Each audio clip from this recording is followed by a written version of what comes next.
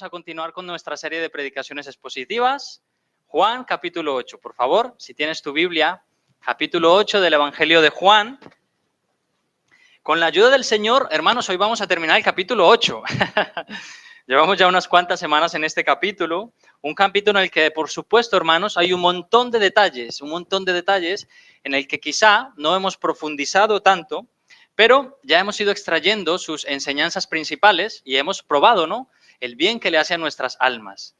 No tenemos tanto tiempo para quedarnos en los detalles, pero damos gracias al Señor. En la predicación de hoy observaremos que el Señor, hermanos, continúa en Jerusalén. Recordad, el Señor Jesucristo está en Jerusalén, allí en el templo, enseñando y hablando con sus discípulos, con los fariseos, con todos los que se juntaban a Él. La semana pasada vimos por medio de nuestro pastor, de Marcos, en su predicación veíamos cómo el Señor sigue ahí enfatizando, predicando la verdad, sin cortarse un pelo, predicando y siendo fiel a la verdad.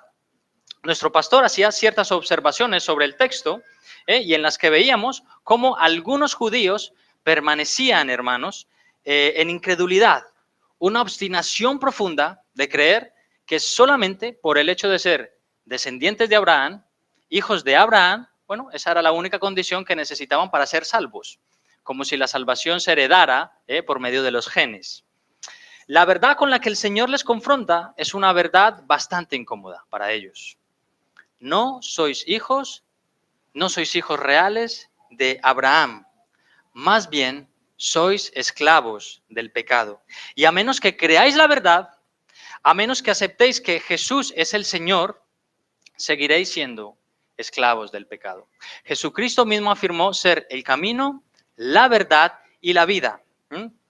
Y, hermanos, a menos que una persona acepte que Jesucristo es el camino, que siga su verdad y que le haga parte de su vida, nunca jamás podrá heredar el reino de los cielos. Amén. Así que era una verdad muy incómoda porque a menos que ellos aceptaran esa verdad a la persona de Jesús, nunca podrían ser libres, ¿no? Eso es lo que vimos, la síntesis de la semana pasada. La verdad, cuando la conoces, te hace libre. Amén. Muy bien, bueno, vamos a tomar aquí un momentito antes de leer el texto, vamos a orar, vamos a pedir a Dios que nos ayude a entender y a estar atentos, ¿no? Porque a veces nos dispersamos mucho. Amén. Oremos, hermanos. Amado Señor y Padre eterno, estamos en tu iglesia, estamos delante de ti y tú estás hoy en este lugar. Señor, ayúdanos a temer, ayúdanos a estar en una posición, en una actitud reverente, porque tú que eres el Rey estás aquí en este lugar. Haznos conscientes, Señor, te pedimos, por favor, ¿serías tan amable de explicarnos tu palabra? Sabemos que te gusta hacerlo y por eso te rogamos que nos ayudes. En el nombre de Jesús te lo pedimos. Amén. Amén. Bien, hermanos, en el capítulo 8 vamos a leer a partir del versículo 39. A partir del versículo 39. Pero antes de leerlo, recordemos dos versículos rápidamente, están un poquito antes. Mira, el versículo 33. El Señor Jesucristo les dijo, y conoceréis la verdad, y la verdad os hará libres. Ese es el 32. El 33. Le respondieron, linaje de Abraham somos, y jamás hemos sido esclavos de nadie. ¿Cómo dices tú, seréis libres? Y luego en el versículo 37, sé que sois descendientes de Abraham, pero procuráis matarme, porque mi palabra no haya cabida en vosotros. ¿Vale? Ahora sí, vamos a leer el texto. Versículo 39. Respondieron y le dijeron, nuestro padre es Abraham. Jesús les dijo, si fueseis hijos de Abraham, las obras de Abraham haríais. Pero ahora procuráis matarme a mí, hombre, que os he hablado la verdad, la cual he oído de Dios, no hizo esto Abraham. Vosotros hacéis las obras de vuestro padre. Entonces le dijeron, nosotros no somos nacidos de fornicación. Un padre tenemos, que es Dios. Jesús entonces les dijo, si vuestro padre fuese Dios, ciertamente me amaríais, porque yo de Dios he salido y he venido, pues no he venido de mí mismo, sino que Él me envió. ¿Por qué no entendéis mi lenguaje? ¿Por qué no podéis escuchar mi palabra? Vosotros sois de vuestro padre el diablo, y los deseos de vuestro padre queréis hacer. Él ha sido homicida desde el principio y no ha permanecido en la verdad, porque no hay verdad en él. Cuando habla mentira, de suyo habla, porque es mentiroso y padre de mentira. Y a mí, porque digo la verdad, no me creéis. ¿Quién de vosotros me redarguye de pecado? Pues si digo la verdad, ¿por qué vosotros no me creéis? El que es de Dios, las palabras de Dios oye. Por eso no las oís vosotros, porque no sois de Dios. Bien, hasta aquí la primera lectura. Como hemos mencionado al principio, hermanos, Jesús continúa en su defensa de la verdad. La verdad choca frontalmente con estos religiosos hipócritas porque simplemente no pueden tolerar la verdad. Ahora bien, ya hemos venido hablando estas semanas, más enfáticamente la semana pasada, acerca de la verdad. Y necesitamos, hermanos, recordar que la verdad no es un concepto, la verdad no es una manera de entender la vida o las cosas. La verdad es una persona, la persona de Jesucristo. Él mismo afirmó, como dije antes, ser el camino, la verdad y la vida. Y a menos que sigamos sus caminos, a menos de que creamos su verdad y que sigamos su vida, sus pasos, no puede haber posibilidad de salvación para nadie. Los fariseos procuran matarle porque él les ha dicho la verdad. Hemos leído en el versículo 40, ahora procuráis matarme a mí, hombre que os ha hablado la verdad, la cual he oído de Dios. No hizo esto Abraham. Y ya leímos en el versículo 37, la verdad no hallaba cabida en ellos. Les ha dicho que ya procuran matarle porque su palabra no haya cabida en ellos, como he dicho. Estaba pensando, hermanos, en esto, ¿no? Estaba pensando en lo difícil que es para muchos seres humanos aceptar la verdad, ciertas verdades. ¿Cómo le cuesta al ser humano muchas veces aceptar una verdad con la que se siente incómodo? Una verdad que no le gusta, que no traga. Cuando nos confrontan y nos dicen que estamos haciendo algo mal, cuando pensamos que lo estamos haciendo bien y estamos convencidos de que lo estamos haciendo bien, pero realmente lo estamos haciendo mal, hermanos, ¿cómo nos choca? ¿Cómo nos duele el orgullo? Cuando pensamos que estamos haciendo algo mal, pero algo bien, pero realmente lo hacemos mal. Y más aún, si esa verdad que nos dicen, de esa verdad que nos dicen depende nuestro bienestar, nuestro estado de bienestar, entonces ya la rechazamos por completo, ¿no? Imagina que eres una persona que engañas al Estado y que decides hacer un par de trucos para no tener que pagar a Hacienda lo que corresponde, lo que ellos han dicho que corresponde. Imagínate que estás haciendo trucos para evitar pagar tus impuestos y alguien cercano a ti, de tu entorno, te dice, mira, lo que estás haciendo no está bien. Recuerda que la Biblia dice que aunque no estemos de acuerdo con el Estado, debemos sujetarnos a ellos, a él, al Estado. Por eso deberías dejar de hacer lo que estás haciendo. Paga tus impuestos, sométete a las autoridades mientras cambian las leyes si es posible, pero mientras tanto sométete. Bueno, si lo aceptas, si aceptas ese consejo, sabes que vas a perder tu estado de bienestar, sabes que vas a soltar un dinerito con el que ya contabas y que estabas planeando, pero que ahora no le vas a tener más, ¿no?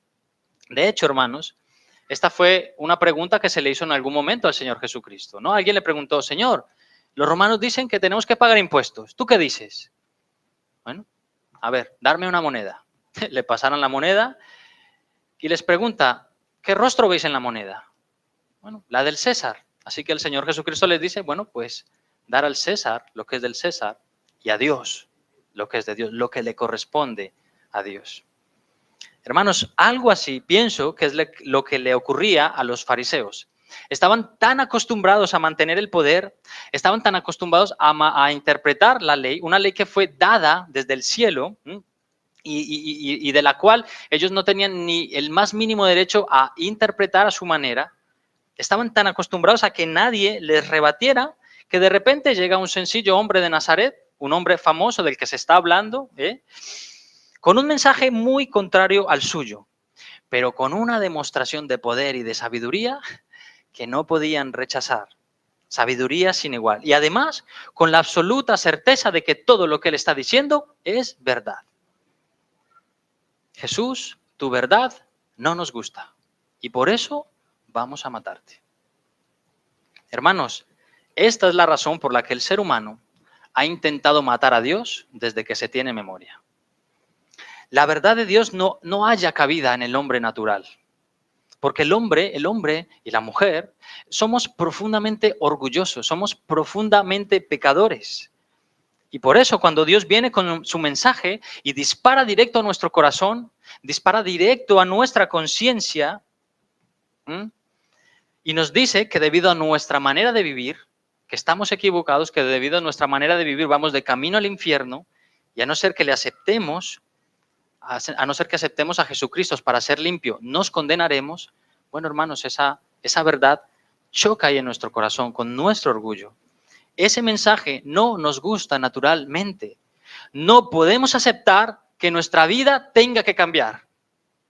No podemos aceptar que aquello que nos encanta hacer, Dios lo considera pecado o abominable. Cuando alguien se niega a recibir a Jesucristo y a obedecerle, lo que le dice a Dios a la cara es no, no me gusta tu manera, no me gusta tu ley, Dios, prefiero la mía. Los fariseos quieren asesinar a Jesús, quieren callar la voz de la conciencia, pero hermanos, es imposible, imposible. Dios ha puesto en nuestros corazones su ley. Ha puesto conciencia, hermanos, no se puede huir de la conciencia. Durante un tiempo tú puedes acallar la conciencia, durante algún tiempo, como dice la Escritura, podrías cauterizar la conciencia, pero no se puede huir de la conciencia. Es imposible librarse de ella. Mira, fue el conocidísimo y audaz filósofo, a ver si lo leo bien, si hay aquí algún alemán o alguien que entienda alemán, perdonadme si lo digo mal, pero fue el conocidísimo filósofo Friedrich Wilhelm Nietzsche, quien acuñaría en varias de sus obras, pero especialmente en el parágrafo 125 de una de sus obras llamada Gaia Ciencia, la siguiente expresión. Igual te suena. Mira lo que dijo Nietzsche. Dios ha muerto. Dios permanece muerto y nosotros le dimos muerte. Y la verdad, hermanos, es que es un pensamiento que ha tenido bastante influencia en el pensamiento mundial contemporáneo y en la cultura occidental. Dios ha muerto. La gente vive como si Dios no existiera. Esto resume lo que el ser humano quiere hacer por todos los medios posibles. Eliminar a Dios de sus vidas. Eliminarlo de la tele, eliminarlo de los institutos, tirar las cruces abajo, todo lo que huela a Dios, que sea eliminado. Porque no toleran la idea de un Dios creador, no toleran la idea de un Dios amante de su creación y que por lo tanto esto le hace justo y que además pueda y deba pedirnos explicaciones al final de nuestras vidas, cobrarnos, ¿no? Pedir cuentas. El hombre no tolera esa idea, por eso quiere matar a Dios. Y hermanos, no quiero detenerme mucho aquí en este punto, pero no quiero dejar de citar una frase que uno de los filósofos y apologetas más brillantes que tenemos ahora mismo en el cristianismo, porque también tenemos filósofos, por si alguien no lo sabía, el filósofo y apologeta, el doctor William Lane Craig, mira lo que dijo él, mira qué frase o qué expresión. El hombre moderno pensó que al librarse de Dios se había librado de todo aquello que le reprimía y le ahogaba. Sin embargo, descubrió que al matar a Dios se había dado muerte a sí mismo. Porque si no hay Dios, la vida del hombre se vuelve absurda. Fin de la cita. Qué frase, hermanos. Esto simplemente es verdad. Hermanos, sin Dios no somos más que un saco de células ordenadas y cuyo máximo propósito es nacer, crecer, reproducirse y morir en el olvido. No es así como Dios plantea la vida. Dios tiene propósitos eternos para nuestras vidas. Pero el humanismo y cierta parte de la filosofía nos dice que Dios ha muerto, que podemos vivir de cualquier manera, que ya no hay nada que nos reprima, que le demos libertad a nuestra carne. No, hermanos, Dios no está muerto. El que vive por los siglos dice, venid a mí, todos los que estéis cansados y trabajados, que yo os haré descansar. Venid a mí para que seáis salvos. Hermanos, Nietzsche pronunció aquellas palabras en 1882. Pero cuando Nietzsche murió en el verano de 1900, el Dios viviente pronunció, Nietzsche ha muerto. Qué paradoja. Hermanos, ahora vamos a observar que no solo somos criaturas de Dios sobre las que Él ha puesto su imagen, sino que hemos sido creados para recibir una paternidad, para ser hechos hijos de alguien, la paternidad de Dios, para que sepamos, más bien para que pasemos de ser criaturas de Dios a hijos de Dios. Vamos a entrar en nuestro siguiente punto. Y la he titulado La naturaleza de nuestra paternidad. Por cierto, si alguien toma apuntes, el título de esta predicación es Jesús nos da una verdadera paternidad. Ese es el título de mi predicación. Vamos al segundo punto, la naturaleza de nuestra paternidad. Hemos leído cómo los fariseos se sienten seguros, ¿no? Porque son del linaje de Abraham. Bueno, vamos, son la crema de la espiritualidad. Los VIP. En el versículo 39 dice, nuestro padre es Abraham, y Jesús les dijo, si fueseis hijos de Abraham, las obras de Abraham haríais. Pero no sois hijos de Abraham, sois hijos de otro padre, de otro, no de Abraham, de otro. Porque Abraham jamás actuó como estáis actuando vosotros. Y como se vieran un poco acorralados, ellos elevarían su paternidad a alguien mayor, ¿no? Al decir, a ver, que nosotros no somos ilegítimos, ¿eh? Nosotros no somos hijos de fornicación, que nosotros no somos bastardos. Un padre tenemos. Este padre es Dios. Bueno, si ellos no calificaban, hermanos, para ser hijos de Abraham, pero ni de lejos podrían llegar a ser hijos de Dios, no se comportaban como tal. Porque, hermanos, un hijo de Dios no es aquel que dice ser hijo de Dios. Un hijo de Dios es aquel que demuestra ser un hijo de verdad, aquel que se siente orgulloso de su Padre Celestial, que no para de cantarle a Dios, que no para de hablar de su Padre. Ese es un hijo real de Dios. Y ya sé que hemos hablado en varias ocasiones de esto, de hecho ya hemos pasado por aquí, pero déjame repetírtelo. Juan capítulo 1 versículos 12 y 13. Mas a todos los que le recibieron, ¿a quién? A Jesús. A los que creen en su nombre, les dio potestad de ser hechos hijos de Dios, los cuales no son engendrados de carne, ni de voluntad de carne, ni de voluntad de varón, sino de Dios. Cuando Dios engendra un hijo, todo el mundo sabe que ese es hijo de Dios. Todo el mundo lo sabe. Te pregunto, ¿cumples tú este requisito? ¿Has recibido a Jesús como tu único y suficiente Salvador?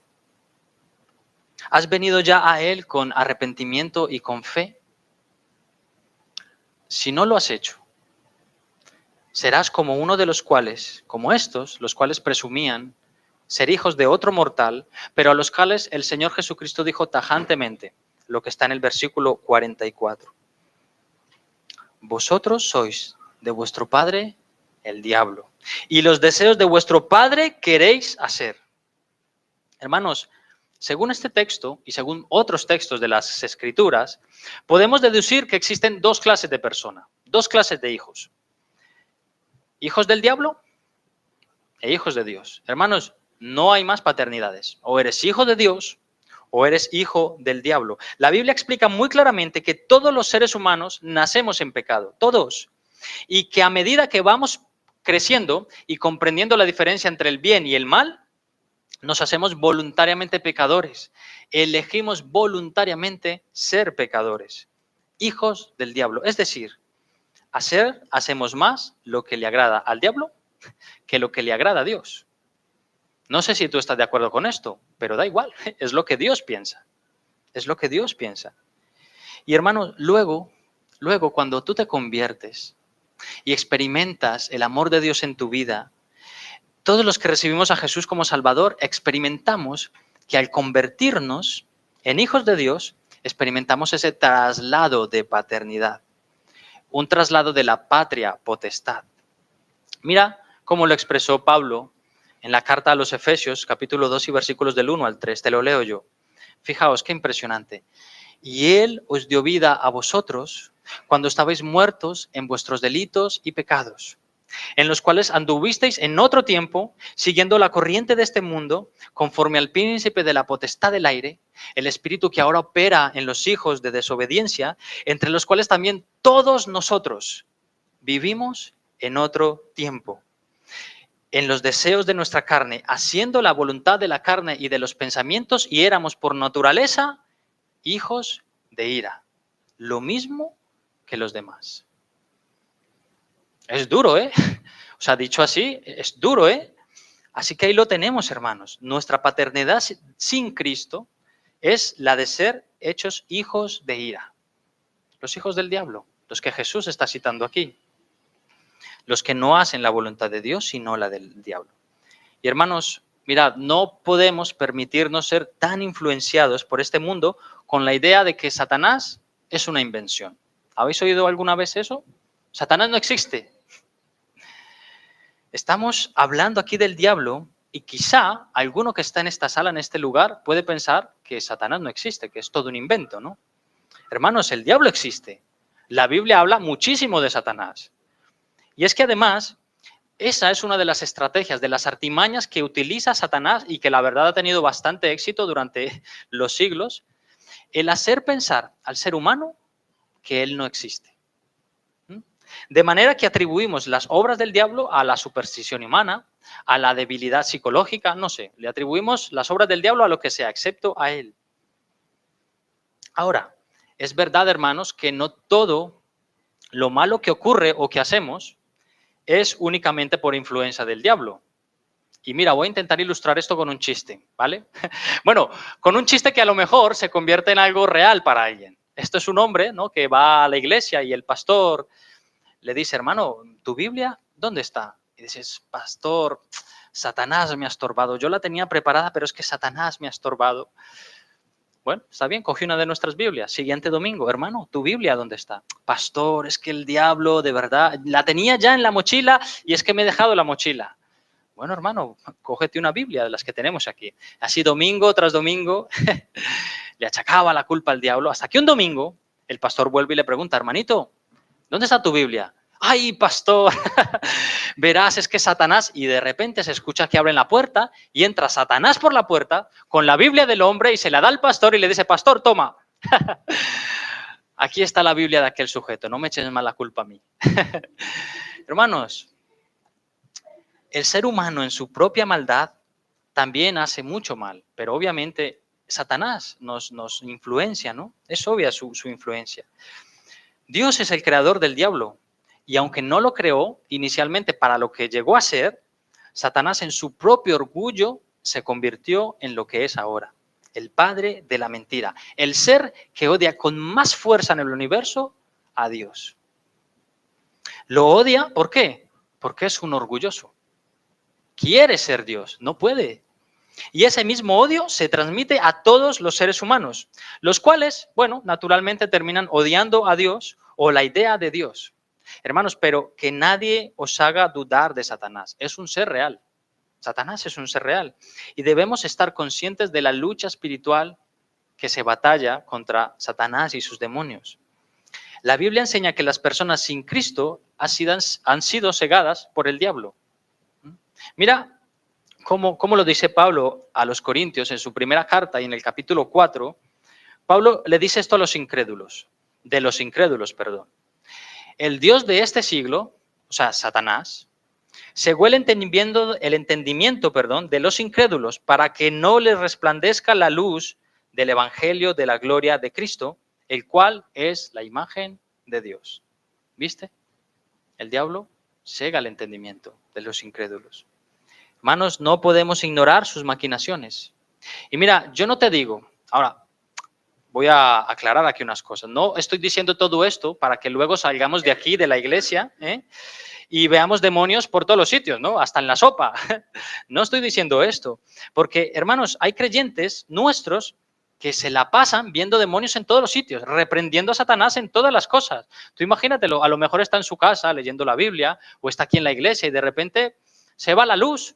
Bueno, reprende el espíritu de oscuridad, ¿no? A los demonios. Hermanos, no hemos sido llamados a batallar de esa manera contra Satanás. Yo recuerdo, ¿no? Yo cuando me convertí un tiempo después en la iglesia en la que estaba, bueno, allá habían espíritus de toda clase, ¿eh? Se la pasaban reprendiendo a Satanás. Pero hermanos, no se batalla así contra Satanás. No sé si habéis visto esa imagen en la que está, es una imagen, ¿no?, creada. Está Jesús con Satanás haciendo un pulso, como si estuvieran luchando entre los dos. Hermanos, esa imagen es falsa. Satanás no puede hacer un pulso con Jesús, pero jamás. Jesús es todopoderoso, Dios es todopoderoso y Satanás no tiene nada, que es un perro muerto al lado de Dios. Aún el diablo es el diablo de Dios, hermanos. La mejor arma que tenemos contra él, fijaos qué sencilla es y qué contundente. La mejor arma que tenemos contra Satanás es la obediencia a Cristo. Si estamos en Cristo, dice la Biblia en 1 de Juan capítulo 5, versículo 18, que aquel que fue engendrado por Dios, Dios le guarda y el maligno no le toca. Amén. Satanás no nos puede tocar. No puede poseerte. ¿Por qué? Porque ahora el Espíritu Santo de Dios, el todopoderoso Espíritu de Dios vive en ti. Ahora,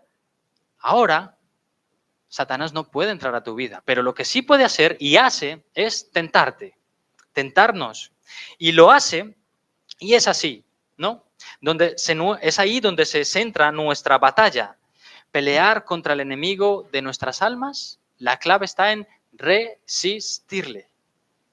Mira cómo lo dijo Pedro en su primera carta en el capítulo 5. Sed sobrios y velad, porque vuestro adversario el diablo, como león rugiente, anda alrededor buscando ¿a quién? Devorar.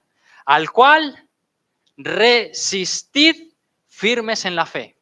¿Qué nos dice? ¿Resistirle sacando a los demonios? ¿Reprendiéndole? No. Firmes en la fe. Firmes en la fe. Mira lo que escribió Martín Lutero y lo que luego el escritor C.S. Lewis acuñó en el prólogo de uno de sus libros. Escucha, qué interesante. La mejor forma de expulsar al diablo es el agua bendita. No, es broma. La mejor forma de expulsar al diablo, si no se rinde ante el texto de las Escrituras, es mofarse y no hacerle caso, porque Satanás no puede soportar el desprecio. ¡Ah! ¡Qué interesante, hermanos! Satanás no puede soportar el desprecio. Cuando te venga a tentar, cítale las Escrituras. Es lo que hizo nuestro Señor. ¿Os acordáis cuando Él fue tentado en el desierto 40 días, 40 noches sin comer, sin beber? Satanás se aparece y dile a estas piedras que se conviertan en pan. ¿Qué le dijo Jesús? Te reprendo, Satanás. No, es que a mí me parece. No, hermanos, la palabra de Dios. No solo de pan y agua vivirá el hombre, sino de toda palabra que sale de la boca de Dios. Tira desde el pináculo del templo. Tírate, que Dios enviará a sus ángeles para que te guarden. No, porque escrito está. Al Señor tu Dios servirás y solo a Él. Hermanos, la palabra de Dios. Si Satanás no se rinde ante el texto de las Escrituras, no le hagas caso. Se combate a Satanás con la obediencia de Cristo, memorizando las Escrituras. O como dijo Lutero, no haciéndole caso. Creemos, hermanos, no sé tú qué piensas, ¿vale? Pero es lo que pensamos bíblicamente en esta iglesia, que no es correcto estar reprendiendo a Satanás o teniendo luchas con él. No es nuestro asunto. ¿Por qué? Porque quien lo reprende es Dios. Mira este texto de Judas. Judas es una carta pequeñita, un capítulo. Mira el versículo 9. Cuando el arcángel Miguel contendía contra el diablo, Miguel era un arcángel, un guerrero. Es un guerrero. Cuando el arcángel Miguel contendía con el diablo, disputando con él por el cuerpo de Moisés, no se atrevió a proferir juicio de maldición contra él, sino que le dijo, el Señor te reprenda. Hermanos, si los arcángeles, que son mayor, en poder que nosotros, no reprende al demonio, ¿por qué tú sí? ¿Por qué nosotros sí? No, que el Señor te reprenda. Esa es la manera bíblica, que el Señor te reprenda. Pero Gerson, yo he visto cómo la gente reprende a los demonios y son expulsados y tal. Sí, yo también. Yo lo viví. Yo he visto. Que no digo, hermanos, que no puedan haber manifestaciones. Hay manifestaciones demoníacas. Hay personas que son, ¿cómo se dice?, poseídos por Satanás. Los hay. Y hay liberaciones, hermanos. Las hay. Pero no estamos llamados a combatir así al diablo. Nosotros no le reprendemos. Ni siquiera a los ángeles. Nosotros le resistimos. En obediencia a Cristo y con la palabra del Señor. Él se ocupará de él. Amén. Hermanos, te digo esto para que veas cómo Satanás ha infiltrado la iglesia. Es un hecho. Satanás ha infiltrado a la iglesia, desviando la atención de la gente. ¿Para qué? ¿Para que no estudien la Biblia? ¿Para que no conozcan a Dios como debe ser conocido? Pero hermanos, existen iglesias donde apenas se estudia la palabra de Dios en profundidad. No se estudia la palabra allí, todos son eventos, todos son supuestos milagros, el martes de milagros, el miércoles de... ¿Dios está limitado a hacer milagros solo el martes y a ciertas personas? ¿Por qué no un miércoles en el hospital? ¿Por qué no un sábado con nuestros familiares que están enfermos y no son creyentes? Hermanos, un montón de testimonios, sanidades difíciles de demostrar, ambiguas, gente cayéndose por el suelo por un supuesto mover del espíritu, ladrando como perros. Yo eso lo he visto, hermanos. Y yo creía que era el camino correcto. Estos son los evangélicos, así actúa Dios. Pero ¿dónde está eso en las Escrituras? Hermanos, nos han llegado a decir en esta iglesia, y Marcos te acordarás, nos han llegado a decir que aquí en esta iglesia hay poco mover del espíritu. Porque no hay manifestaciones sobrenaturales, allí no hay milagros, allí no se cuentan testimonios, allí no hay liberaciones, allí no hay decretos, no, el espíritu se mueve poco ahí. ¿Cómo que no hay manifestaciones sobrenaturales en esta iglesia? ¿Acaso no ha habido aquí domingos en que una persona llega aquí con el corazón roto, con una gran necesidad, y el Señor en medio de la alabanza, en medio de la predicación, por medio de de las palabras de un hermano, le levantan ánimo, le llena el corazón de Dios y sale de aquí renovado? ¿No es acaso una manifestación sobrenatural de Dios? Lo es. Lo es.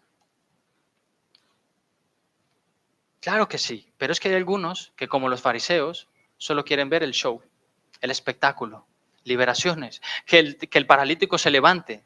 Pero ¿y qué del corazón? Eso es un auténtico milagro, que vengas aquí destruido y que el Señor te levante. Que vengas aquí sin idea de qué hacer con tu vida y que el Señor te dé un propósito. Qué maravilloso, hermanos. Escucha, que Satanás también puede hacer milagros, ¿eh? ¿No has visto a Satanás haciendo milagros en la Biblia? Pues claro que sí. Satanás puede enviar un demonio a una persona y él mismo extraerlo para que la gente centre su atención en eso en vez de en Dios. En eso en vez de las Escrituras. Que Satanás ha infiltrado a la iglesia. Pero aquí se lo ponemos un poquito más difícil. Amén. Es importante, hermanos, pensar bíblicamente incluso sobre Satanás. Tenemos que tener la teología correcta, por eso estudiamos la Biblia. Y repito, yo no sé si tú estás muy de acuerdo con esto, yo no sé si tú vienes de un contexto, de una iglesia en la que esto se practica, pero no queremos ofenderte ni discutir contigo. Si tienes alguna duda o lo que sea, habla luego con nosotros. A lo mejor estamos equivocados y necesitamos entenderlo mejor. ¿De acuerdo?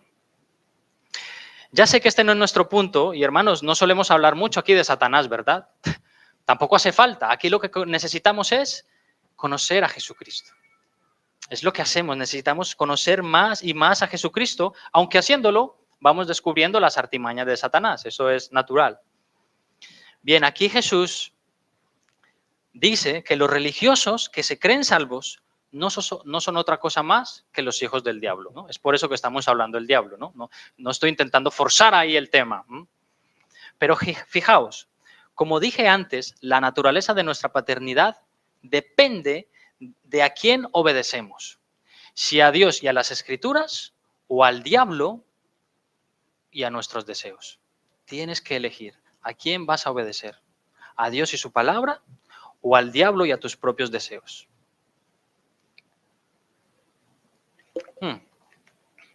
Hermanos, imaginad un padre negligente. Un padre negligente que no provee para sus hijos, le educa en las peores condiciones, no le presta atención, le da a comer basura, no le escolariza, le maltrata. No le importa a su hijo, le da igual si muere. Bueno, ese hijo necesita un verdadero padre, porque él ha sido homicida desde el principio. Dice Jesús de Dios, un mentiroso, un experto trastornador de la verdad. Hermanos, cuando venimos al Señor, sufrimos, en el término positivo, un cambio de paternidad. Cuando estábamos con Satanás, éramos maltratados como ese padre que odia a su hijo. Pero cuando llegamos a Jesús, a Dios, conocemos el amor del Padre y decimos, wow, nunca nadie me ha tratado con tanto amor, nunca nadie me ha tratado con tanta paciencia. Gloria, gloria a Dios. Satanás es un mentiroso y un experto trastornador de la verdad. Eso es todo lo que hace el diablo. Mira, el otro día, mientras levantábamos el muro, que visteis ayer en Frías algunos, un muro de piedras, estábamos comentando cómo Satanás actúa, ¿no? Cómo Satanás nunca ha tenido una idea original. Todo lo que hace Satanás es tomar lo que ya existe, tomar lo bueno y retorcerlo, transformarlo para llevar a cabo, ¿no?, sus ideas en algo abominable. Le estaba comentando cómo la hija de un compañero, tiene como 9 o 10 años, se reunió con todas sus compañericas del cole y fueron a ver una peli, La Sirenita. No sé si la viste ya. Bueno, fijaos lo que la niña le dice a su padre. Papá, ¿por qué la sirenita es morena? ¿Por qué la sirenita es negra? ¿No era blanca?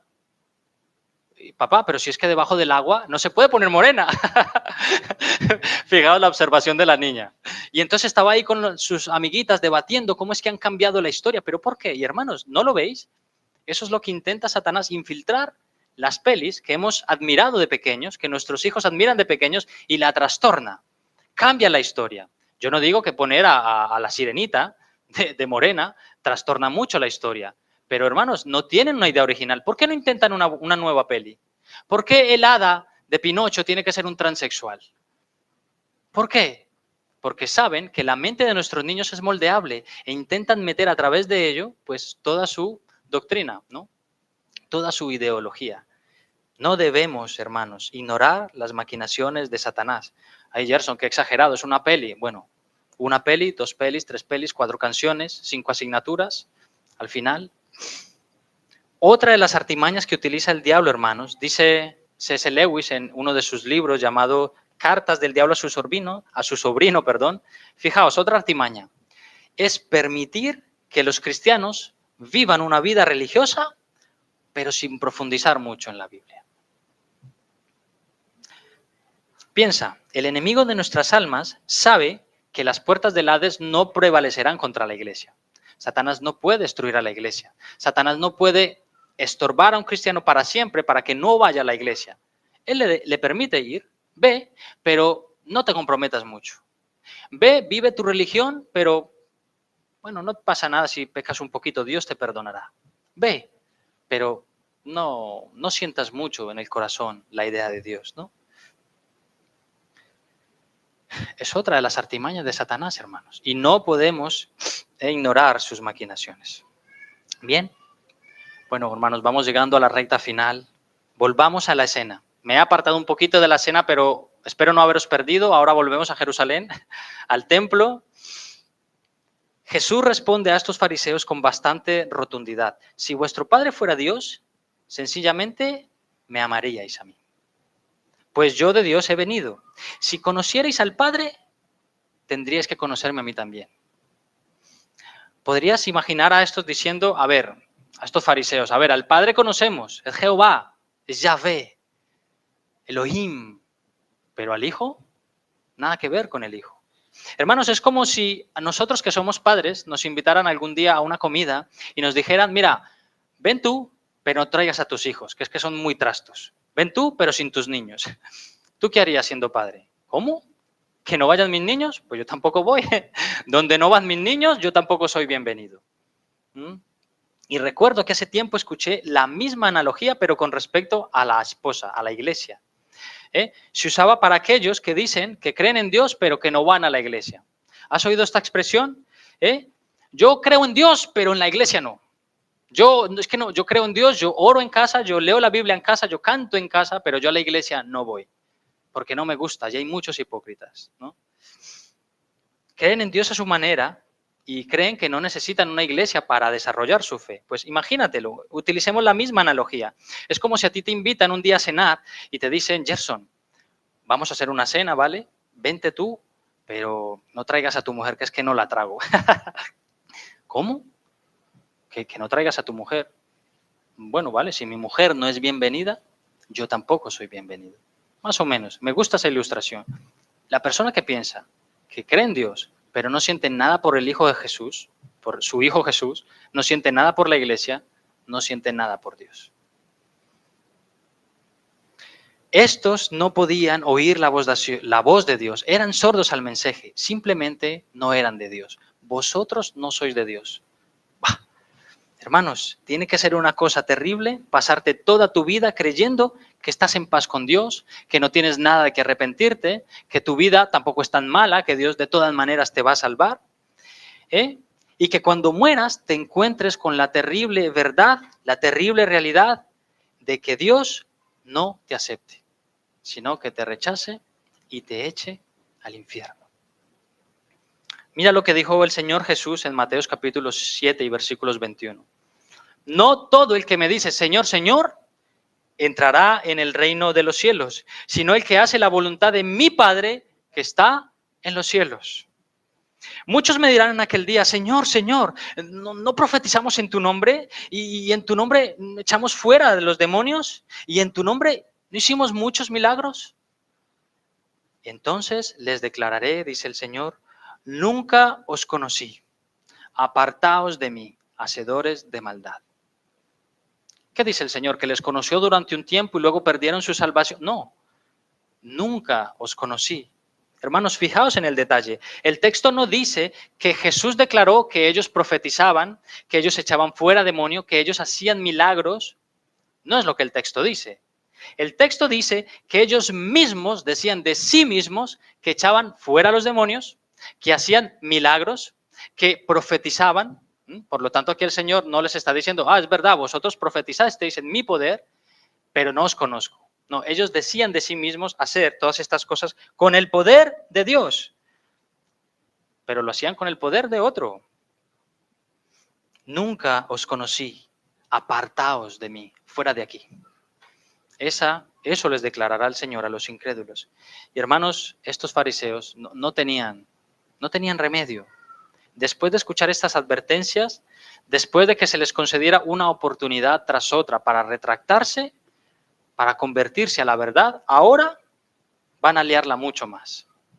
Y me estoy quedando sin tiempo y sabéis que no hemos leído la segunda porción, que es el versículo 48 en adelante, pero te invito a que lo puedas leer en casa porque te sonarán todas estas palabras. ¿Sabes? Estos fariseos van a caer demasiado bajo. Están acusando al mismo Hijo de Dios, a su Mesías, al enviado divino, de tener un demonio. Bueno, necesito leerlo. Versículo 48. Respondieron entonces los judíos y le dijeron, ¿no decimos bien nosotros que tú eres samaritano y que tienes demonio? Respondió Jesús, yo no tengo demonio. Antes honro a mi Padre y vosotros me deshonráis. Pero yo no busco mi gloria. Hay quien la busca y juzga. De cierto os digo que el que guarda mi palabra nunca verá la muerte. Entonces los judíos le dijeron, ahora conocemos que tienes demonio. Abraham murió y los profetas, y tú dices, el que guarda mi palabra nunca sufrirá muerte. ¿Eres tú acaso mayor que nuestro padre Abraham, el cual murió? Y los profetas murieron. ¿Quién te haces a ti mismo? Respondió Jesús, si yo me glorifico a mí mismo, mi gloria nada es. Mi Padre es el que me glorifica, el que vosotros decís que es vuestro Dios. Pero vosotros no le conocéis, mas yo le conozco. Y si dijere que no le conozco, sería mentiroso como vosotros, pero le conozco y guardo su palabra. Abraham vuestro padre se gozó de que había de ver mi día, y lo vio y se gozó. Entonces le dijeron los judíos, ¿aún no tienes 50 años y has visto a Abraham? Jesús les dijo, de cierto os digo, antes que Abraham fuese, yo soy. Tomaron entonces piedras para arrojárselas, pero Jesús se escondió y salió del templo y atravesando por en medio de ellos, se fue. Necesitaba leerlo, hermanos, aunque nos quedamos sin tiempo. Tienes un demonio, pero bueno, están acusando ahora a Jesús de ser un demonio. Yo no tengo ningún demonio. Todo lo que hago es honrar a mi Padre haciendo su voluntad, cosa que ninguno de vosotros hacéis. Vosotros deshonráis a Dios con vuestra manera de aplicar las leyes, hipócritas. Hermanos, si tan solo aceptaran lo que Jesús dijo, si tan solo el incrédulo aceptara lo que dice Jesús, si tan solo guardaran su palabra, nunca verían la muerte eterna. Estos no aceptaron el Evangelio y esa es la máxima razón por la que ellos se condenarán, rechazar el bendito Evangelio de nuestro Señor Jesucristo. Yo, hermanos, me preguntaba esta semana, ¿cómo es que Dios tiene tanta paciencia? ¿Cómo es que Dios tiene tanta paciencia con estos fariseos? Tuvo un montón de debates con los fariseos durante años y les tenía paciencia, no los mandaba a pastar. Ahí estaba con ellos, enseñándoles. ¿Mm? ¿Por qué? Porque tenía paciencia, porque Jesús sabía que algunos de ellos creerían. ¿Te acuerdas de Nicodemo? El fariseo de fariseos, el maestro de los fariseos. Nicodemo terminó abrazando la fe en Cristo Jesús. ¿Y sabes? Cuando Jesús murió y resucitó, después de un tiempo, mira lo que dice Hechos capítulo 6 y versículo 7. Crecía la palabra del Señor y el número de los discípulos se multiplicaba grandemente en Jerusalén. Fijaos, también muchos de los sacerdotes obedecían la fe. Gloria al Señor. El Señor tiene paciencia con este mundo porque muchos de sus elegidos aún deben ser salvos. Nuestra familia, hermanos. Aquel vecino, aquel amigo por el que oras, tu padre, tus hermanos. Quizá Dios tiene paciencia porque quiere salvarles. Pero qué paciencia la de nuestro Señor. Pudiendo haberles desechado y pudiendo haber pasado de ellos, continuaba allí, lleno de amor y misericordia, lleno de paciencia para salvar a los elegidos. Me recordaba, hermanos, que no debo rendirme en oración. No debemos, iglesia, rendirnos en la oración. Debemos seguir orando por nuestra familia, por nuestros amigos, aunque nos digan muchas veces que no. ¿Cuántas veces te han dicho que no? Decenas. Sigue orando por él. Sigue demostrándole tu amor. Igual a veces tendremos que distanciarnos de ellos, pero Marcos la semana pasada dijo, que esto también es verdad, que los discípulos entraban a una aldea y si no les recibían, ¿qué hacían? Se sacudían el polvo de sus pies porque ni el polvo querían llevarse en sus sandalias. No echaban perlas a los cerdos. Pero por otro lado tenemos la enorme paciencia de Jesús, ahí aguantando, esperando, aguantando humillaciones y burlas porque algunos se habrían de convertir. Y Jesús lo llevó hasta la máxima expresión. ¿Os acordáis? Jesús colgado en una cruz, todavía les tiene paciencia. Padre, perdónalos porque no saben lo que hacen. ¡Oh! Impresionante. Esto, hermanos, me llena de esperanza. No nos cansemos de hacer el bien. Sigamos predicando el Evangelio. Sigamos predicando a nuestra familia, a nuestros amigos, aunque nos llamen locos, aunque nos acusen de tener un demonio, como al Señor Jesús. Sigamos, persistamos. El Señor hará su obra.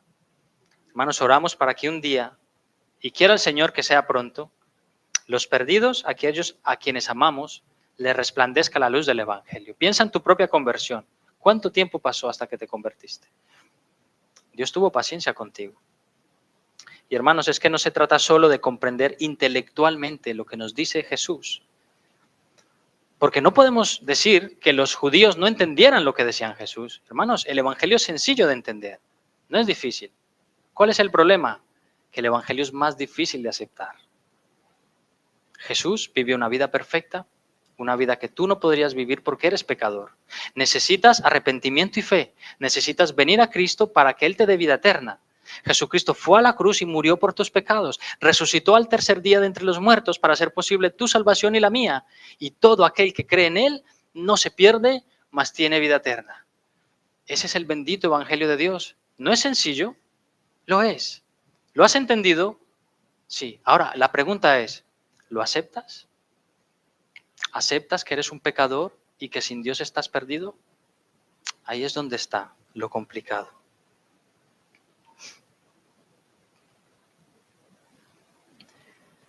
Lo segundo que creo que ocurre con una persona es que una persona que todavía se resiste a creer en Dios es que sabe que aceptar este mensaje es tener que cambiar un montón de cosas en tu vida. ¿No es así? El pecador está tan a gusto en su vida pecaminosa que no aceptará nunca que le quiten sus gustos, sus vicios. Cuando conoces al Dios verdadero, comprendes su santidad y comprendes que Él te dice, tienes que dejar la fiesta y tienes que dejar la borrachera. Pero como estamos tan cómodos haciéndolo, no lo dejamos. Tienes que dejar de mantener relaciones sexuales ilícitas fuera del matrimonio. ¿Cómo? ¿Que no me puedo acostar con mi novia si no estoy casado? No. ¿Que no me puedo ir con la vecina aunque sea solo una vez, y serle fiel a mi esposa aunque no se dé cuenta? No, no. ¿Y qué pasa con el Halloween y con las fiestas de la Virgen Blanca? Bueno, el Señor te dice que te apartes de las obras de las tinieblas.